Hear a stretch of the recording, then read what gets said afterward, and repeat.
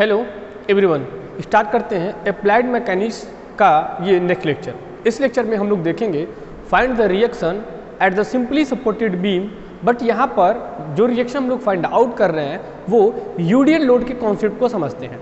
इसके पिछले लेक्चर में हम लोगों ने रिएक्शन सिंपली सपोर्टेड पर फाइंड आउट करना सीखा है, बट वहाँ पर क्या था, सिर्फ पॉइंट लोड लग रहा था। यहाँ पर हम लोग क्या करेंगे कि यहाँ पर यूडियल लोड लगाकर उसके रिएक्शन को कैसे फाइंड आउट किया जाता है, इस कॉन्सेप्ट को समझते हैं। ओके, देखिए क्वेश्चन दिया हुआ है, गिवन है। एक एग्जांपल लेते हैं कि एक सिंपली सपोर्टेड बीम, और सिंपली सपोर्टेड बीम क्या होता है कि एक ऐसा बीम जिसके दोनों सिरे क्या हो पर सपोर्ट लगा हो, इस प्रकार के बीम को हम लोग सिंपली सपोर्टेड बीम कहते हैं। फॉर एग्जांपल अगर इसकी लंबाई कितनी हो, इन दोनों के बीच की लंबाई क्या हो, L, ठीक। और यहाँ पर एक लोड लग रहा है और हम वो बात कर रहे हैं कि रिएक्शन हम लोग फाइंड आउट करना है हम लोगों को सिंपली सपोर्टेड बीम पर, और कौन से, यूडियल लोड के लिए। कौन सा लोड, यूडियल लोड। और इस पूरे बीम पर इस प्रकार का लोड क्या होगा, यूडियल लोड फैला हुआ है पूरी लंबाई पर। इस कॉन्सेप्ट को समझना है, और इसका जो लोड है वो W पर यूनिट है, ठीक, क्लियर। अब हमने आपको बताया है कि जब कभी भी हम यूडियल में लोड की बात करेंगे कि उसको जब हम कन्वर्ट करते हैं लोड में, तो क्या होता है, उसका जो लोड W दिया हुआ है और इनटू L, यानी कि वो जिस पूरी लंबाई पर वर्क कर रहा है, इसकी बात को समझना है।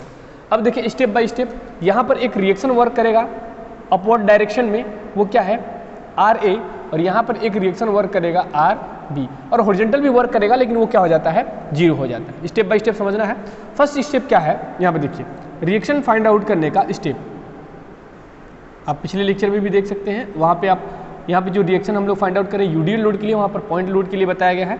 तो स्टेप फर्स्ट की बात करते हैं। स्टेप फर्स्ट में हम लोग क्या करते हैं कि horizontal force are equal to 0, और हॉरिजॉन्टल फोर्स यहाँ पर एक RB पर वर्क करता है, क्योंकि ये पर रोलिंग सपोर्ट है। रोलिंग सपोर्ट पर दो रिएक्शन वर्क करते हैं, एक वर्टिकल और एक हॉरिजॉन्टल, तो वहाँ से वो क्या हो जाएगा, 0 हो जाएगा। सेकेंड स्टेप की बात करते हैं, तो यहाँ पर ध्यान देना पड़ेगा कि इस सेकेंड स्टेप में हम लोग summation of vertical force are equal to 0 करते हैं, या फिर हम लिख सकते हैं कि इक्वल हम यहाँ पर रख दें, और एक तरफ अपवर्ड डायरेक्शन में जाने वाले फोर्स और दूसरे साइड डाउनवर्ड डायरेक्शन में आने वाले फोर्स।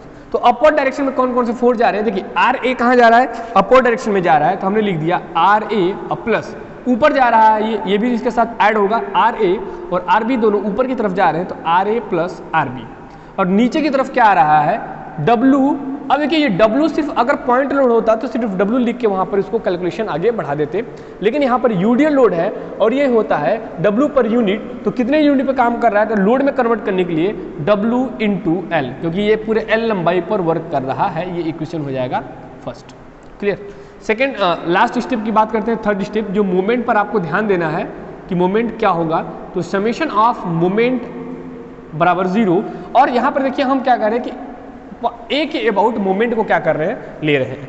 यहाँ देखिए, अब देखिए मोमेंट क्या कहलाता है, फोर्स इनटू परपेंडिकुलर डिस्टेंस, और जब तक परपेंडिकुलर डिस्टेंस नहीं होगा तब तक उस बिंदु पर उस लोड की वजह से किसी भी बिंदु के रेफरेंस में आपका मोमेंट फाइंड आउट नहीं होगा, ज्ञात नहीं होगा।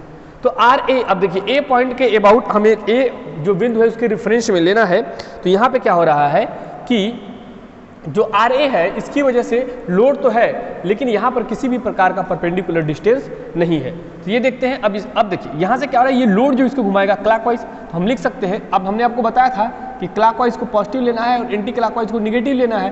तो या आप इक्वल के एक साइड में क्लॉकवाइज लिख दीजिए और दूसरे साइड एंटी क्लॉकवाइज को लिख देंगे, तो वहाँ पर पॉजिटिव निगेटिव कॉन्सेप्ट कोई दिक्कत नहीं है। एक तरफ क्लॉकवाइज को लिख दीजिए और दूसरी तरफ एंटी क्लॉकवाइज को लिख दीजिए, ठीक है। तो यहाँ पर आप क्लॉकवाइज लिख देंगे हम लोग, क्लॉकवाइज बराबर एंटी क्लॉकवाइज। अब देखिए यहाँ से दिक्कत पूछता है, सर आप अभी माइनस की बात कर रहे थे, तो हम माइनस की बात बिल्कुल कर रहे थे। अब देखिए अगर इधर प्लस लिखते हैं क्लॉकवाइज को और इसी में ऐड करना हो तो माइनस एंटी क्लॉकवाइज को लगाएंगे, तो जब ये इधर जाएगा तो ऑटोमेटिक इसमें हो जाएगा, प्लस में हो जाएगा। इसी वजह से हमने बता दिया है कि क्लॉक के एक साइड में, इक्वल के एक साइड में क्लॉकवाइज और दूसरी साइड एंटी क्लॉकवाइज।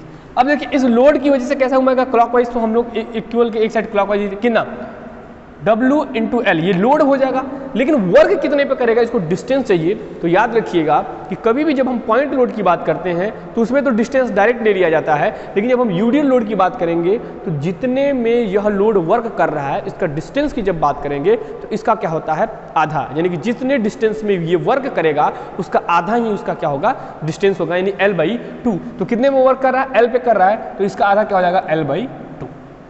क्लियर है। अब नेक्स्ट क्लास, अब देखिए इसकी आरबी की वजह से भी मूवमेंट होगा, और ये डिस्टेंस के अंदर एंटी क्लॉकवाइज हो रहा है, तो आरबी हो जाएगा फोर्स इनटू परपेंडिकुलर डिस्टेंस, यानी ए के रेफरेंस में दूरी कितनी हो जाएगी, एल हो जाएगी। तो यहाँ से एल से एल कैंसिल हो जाएगा, यानी कि आरबी का जो मान है वो WL/2 जो भी यूनिट इसकी होगी इसको लिख दिया जाएगा। अब आरबी का वैल्यू हम लिख देंगे कि आरबी बराबर WL/2 समीकरण 1 में रखने पर put the value of RB in equation first. अब यहाँ पर रखते हैं, देखिए RA प्लस RB है, यहाँ हो जाएगा RA प्लस WL/2 बराबर WL, देन RA बराबर WL माइनस WL/2, यानी इसको शिफ्ट करेंगे तो प्लस में है तो माइनस में चला जाएगा। फिर RA बराबर क्या हो जाएगा 2WL माइनस WL/2, तो यहाँ से आंसर आ जाएगा WL/2। अब देखिए ये WL/2 RA पे भी आ गया और RB पे आ गया, तो यानी RB का मान हो जाएगा WL/2 और यहाँ पे हो जाएगा, यहाँ पे भी WL/2। तो इस तरीके से हम लोग अगर कोई भी बीम दिया हुआ है सिंपली सपोर्टेड, उससे यूडियल लोड लग रहा है पूर्ण रूप से, तो हम लोग फाइंड आउट कर लेंगे। अब देखिए यही कॉन्सेप्ट सब में यूज होगा। अब चाहे अब क्वेश्चन आपका होगा कि सर अगर यहाँ से अगर हो रहा है कि आप पूरे पे लगा रहे हैं, अगर हम आधे पे लगा दें तो बिल्कुल यहाँ अगर आप आधे पे लगाते हैं या कहीं भी लेते हैं तो इसके लिए भी यही कॉन्सेप्ट यूज होगा। अगर आप एग्जांपल इस पर एक बार प्रैक्टिस करिएगा, RA और यहाँ पे हम दे दे रहे हैं RB और ये है आपका W पर यूनिट, तो यहाँ पे इसकी वजह से क्या होगा, अगर ये L है और ये कितने दूरी पर वर्क कर रहा है, ये मान लीजिए C बिंदु है, ये A और ये B यहाँ पे L/2 पे वर्क कर रहा है, तो इस लोड का क्या इन दोनों पर इफेक्ट होगा। कॉन्सेप्ट देखिए यही है, चाहे अब यूडियल आधे पे लगाए, चाहे पूरे पे लगाए या छोटे से स्पैन में लगाए, लेकिन आप इसी कॉन्सेप्ट का प्रयोग करेंगे। और यहाँ पे सबसे इंपॉर्टेंट पॉइंट ये ध्यान देना पड़ेगा कि जब हम लोड की बात करते हैं यूडियल लोड की, तो यूडियल लोड में क्या होता है कि लोड को कन्वर्ट करने के लिए इस W में L का मल्टीप्लाई करेंगे तो वो कन्वर्ट पॉइंट लोड में हो जाएगा, और डिस्टेंस कितने पर वर्क करेगा, इस जितने में ये यूडियल लोड वर्क कर रहा है उसके हाफ पार्ट पर ही उसका क्या होगा, मोमेंट के लिए डिस्टेंस को कंसीडर किया जाएगा। ठीक है, तो स्टेप बाय स्टेप हम लोगों ने क्या कर लिया कि RA और RB के मान को फाइंड आउट कर लिए हैं, तो इस तरीके से हम लोग करते हैं।